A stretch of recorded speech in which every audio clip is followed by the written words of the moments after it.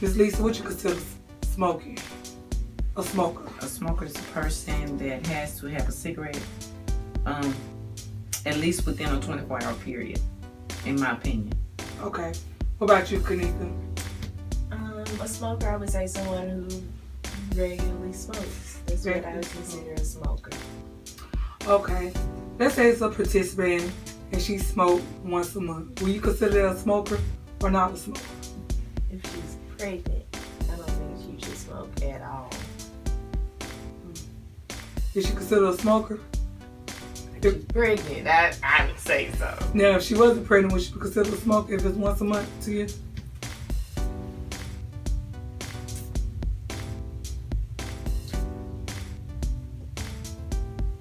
Every month, once a month? Once a month. She's just not a heavy smoker. Okay, so that's a smoker. Okay, what about you, Miss Lisa? As a person to smoke once a month, she's not a smoker. She not is not a smoker. No. What about if she's pregnant, she's a smoker? Once a month.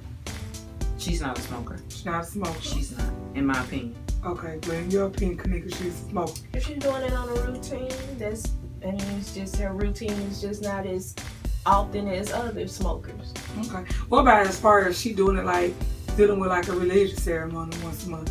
Would you be considered a smoker to you, Kanika?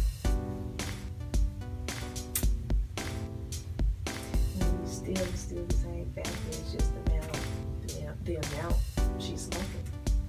So, do you have some type of like measurement or matrix of what is considered a smoker? Like if she does it once a month, that's a smoker, or she does it based on religious purpose, that's a smoker, or that's not a smoker. Certain things exempt her from being a smoker. I would say if it's routine, no matter how often the routine is, I would say if it's routine. If maybe she's a stress smoker, maybe she pick it up just when she's stressed, and that might be every 2 or 3 months. So I wouldn't consider that a smoker because it's not routine. It's not something that she's. But it's routine if she's stressed all the time. If she's stressed all the time, that's her routine. But she's not stressing on cycle. Like it's not something that you could put on the calendar. On average, if you don't mind me interrupting, an addict, that's what a cigarette smoker is. You are addicted to what they have inside cigarettes as nicotine. It's a habit. You have an addictive habit. Cigarettes is something that you're going to do on a day-to-day basis if you are a smoker. A once a month religious person, you can buy health insurance. They're not a smoker. And not be considered. So they under stress and they put a cigarette to their mouth, but it's not something routine. They're not a smoker. They are not a smoker, in my opinion. What would you call those people? Just somebody doing something. That's just somebody playing with a cigarette or whatever form of smoking they choose. Cigar, maybe once a year. You're not a smoker. That's just something that you enjoy doing during the holidays. As a drinker, you're not an alcoholic unless that's something you have to have on a regular basis. As far as a cigarette, you would have to have that on a regular basis to be considered as a smoker, in my opinion. Okay, so everybody got their own opinion, because you can drink for Christmas and New Year's. That doesn't mean you're an alcoholic. Right, and you can smoke for Christmas and New Year's. You're not a smoker. Not a smoker. As a smoker, you would stop and buy cigarettes every day. To be a smoker. To be a smoker, in my opinion. So when they ask the question on the application, are you a smoker? And they have, occasionally, sometimes, once a week, every day. What would you put? Every day. 6 to 10 a day. Okay. I might say 3 to 5 because I don't want the doctor to know how much I do. Right. Just honestly. So just your different type of perspective. Yes. So I ask you, for people who do smoke occasionally and stuff, sometimes they probably be on the defense because some know that, hey, smoking not good for you. So what ways would you think to counteract their defense so they won't be too defensive when you asking them, hey, are you currently a smoker?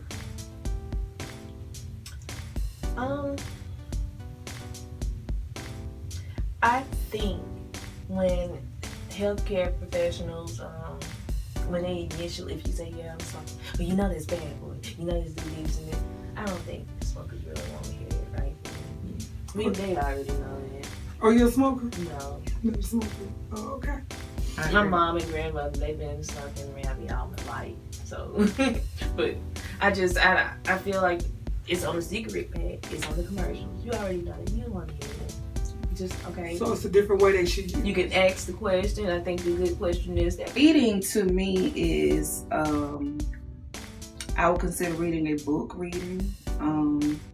reading sentences, or even sight words. It's considered reading. Yes. What if a mom say, well, a participant mother say, well, I don't physically pick up a child book, but when we go around and we travel, I do tell them the different signs. I point out the signs and read to them the different signs. Would that be considered reading daily to them? That's your opinion? To me, no. That's not considered reading. What about if they passing by and they see the big McDonald's art with the M and then they say McDonald's and the child asks, what is this word? McDonald's. What is this word? Burger King. What is this? 2 for 1. Is that considered reading? To me, no. That's not. So I want to understand, what about if they have a physical book and it's a picture of a cat and the words say cat and the person says cat and they flip the page and it's a picture of a dog and the words say dog and they say dog? Is that considered reading? In the book? Mm-hmm. Yes. Okay. So what's the difference? In your opinion, what's the difference of me traveling and they see the big M sign and they say McDonald's? I say, this is McDonald's. And they see the man with the king crown on and they say Burger King and got the word Burger King. I say, this is Burger King. And then this will say cat, flip the page, dog. In that instance, they may not be necessarily looking at the word. They probably just looking at the Ronald McDonald. Or they just may be looking at the building and they may be identifying, to me, landmarks. I don't consider that reading because they may not necessarily be looking at the word. So in the book, when they see the cat, the picture of the cat, they probably not be looking at the cat word. Also, they probably just be looking at the cat. Well, if you're looking at a book, you can point to the word and say, this is cat. And then wherever you teach your child, CAT cat, or if you see, look, this is the word cat and this is a cat.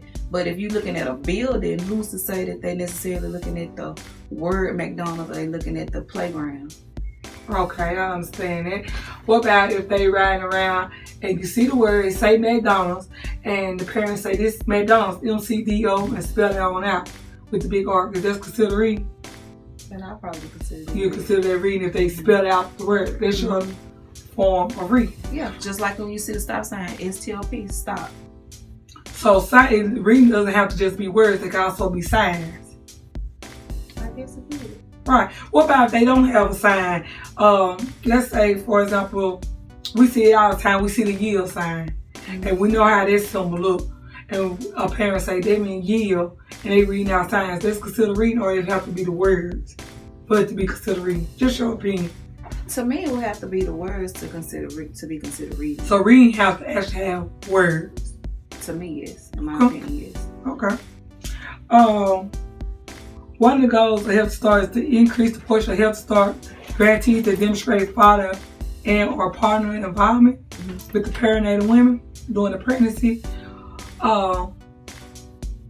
Participants come in and you ask them, or you could be the participant, or you ask them,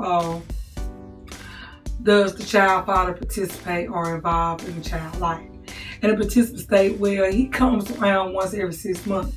Is that considered involvement? Is that a yes or that's a no? I mean, it's considered involvement even though it's minor, but it's still considered involvement. Okay. So you'll have that participant check, yes. Well, the father come once every 6 months. So that means put yes that the father is involved. Yes. Right. So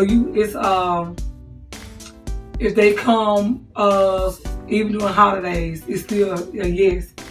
Another question I want to ask. One of the benchmarks involving father, partner, prenatal involvement. Increase the portion of Health Start grantee that demonstrate father and a partner involvement during pregnancy. I just want you to define what is involvement. Involvement for me is any type of involvement. Phone calls, letters, visits, monetary, financial assistance. For me, the fact of the matter of the child knowing who the father is, the family understanding who the father, the partner is, and there's a linkage some kind of way. Okay. So a participant comes and say, well, I don't know if this is yes or no. The father of my child, he writes letters once every 2 months for me to read to my child. Have you met that benchmark for that participant as far as the yes or no? I think the subjectivity of it is yes, because you have something concrete. It's not an abstract, a thought or an idea. You can actually look and show these are the type of involvements that the father's doing, whether it is a letter, and it also allows for the mom to start the reading process, and which will helping us with that benchmark, because she will read aloud, let the child understand that these are words on a paper. This is something that needs to be done as a part of Healthy Start. Mm-hmm. So I feel like that's a twofer. You get the involvement piece, and you also have the reading requirement. So if you have 100 participants, and you have to do, as far as the numerator is how many fathers are involved, and the denominator is how many participants that did the survey. So you have 100 participants. That's the survey. You have 100. And 50 participants saying that, well, the father paid child support once every 3 months, but he's not physically there. Will you consider that as they passed that benchmark or they didn't pass that benchmark? I would consider that passing, because again, as a male engagement coordinator for Jhchc Healthy Start, you know one of the benchmarks to increase the portion of Healthy Start grantees that demonstrate father and or partner involvement during pregnancy. One question I want to ask is, what do you consider involvement? What is your definition of involvement? Involvement is anything there's an interaction, especially with father involvement, interaction, either if it's reading, going outside, helping with homework. That's even to a point where even assisting in the help and the care of the child. If a participant come and say, hey, I don't have like face-to-face contact with the father, but the father write letters to the child every month. Don't provide no finance, nothing else, but every month write a letter to the child. Would they be considered involvement? In my opinion, yes. Can you talk about how that's involved? Reason why is that father is, the involved part is that it's writing. So basically there's a concern. And where there's a concern, there's an involvement. Involvement meaning that if they're touching any of the basics, even may not be financially, but it's still with the involvement of the child. Right. So if I have 50 male participants that come and say, I don't have a face-to-face relationship with my child, but I do send the mother money every month. So I would consider myself involved in the child life. So that means that all 50 met their benchmark because they send the money, right? Yes. They provide finance. They provide right? finance. If I have 50 males that come and say, hey, I shoot a text message once a week and say, how the baby doing? She texts me, but that's the only thing I do. Is that considered involvement for you? An opinion, yes. That's considered. Yes, so basically, anything that they do, really, no matter how minor it is considered involvement. Yeah. So really, no Health Start grantee should really be not meeting this benchmark. Right. So if the father just called once a month, that's involvement. It should be a yes for involvement. Yes. Okay. Thank you for that. One more question I want to ask you, and that's well, it'll probably be several questions, but one more topic, and that's dealing with domestic abuse. Have any of your males, when you go over abuse, said that they've been abused by their female partner? Yes. Can you name some of the abuse that males experience? One of the abuse, one of the biggest ones that is the neglect of them being able to see their child. Do the participant know that's abuse when you ask them that, or do you have to tell them, hey, there is some form of abuse? Well, we go into a deeper conversation. I ask more questions. It was like, it's not right that I can't see my child. I said, well, what do you mean? So, well, what happened is she moved on and she feel like she didn't want me involved because of a new boyfriend might mess up, but I'm still the dad. Is that right? And I still ask more questions. I help them to answer their own question. And I tell them, once they ask me, they say, is it right? I said, well, if you are a father and you want to be involved in your child's life, yeah, that it is not right. And they ask me, is it abuse? I said, well, it is a form of neglect. It is abuse. And they was like, how? And they asked me, says abuse. So abuse is not always physical. I said, no. Abuse can be verbally. And even with the neglect, you're not able to see your child.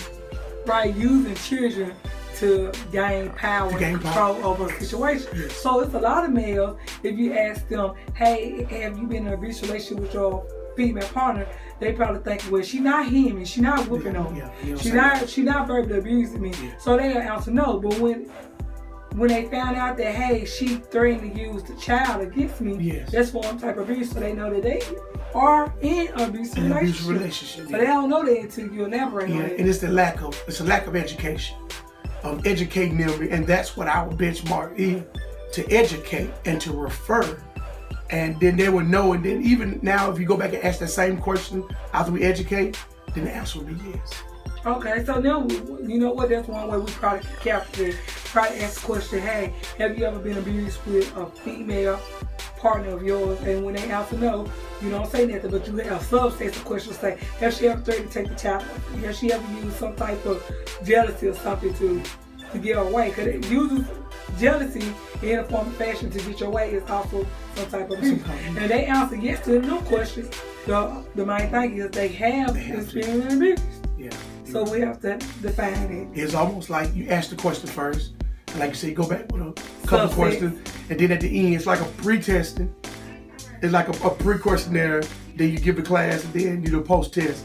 And then a lot of times your answers from what they perceive to what they actually know, because no one is out there to educate them. So, and that's our biggest problem is.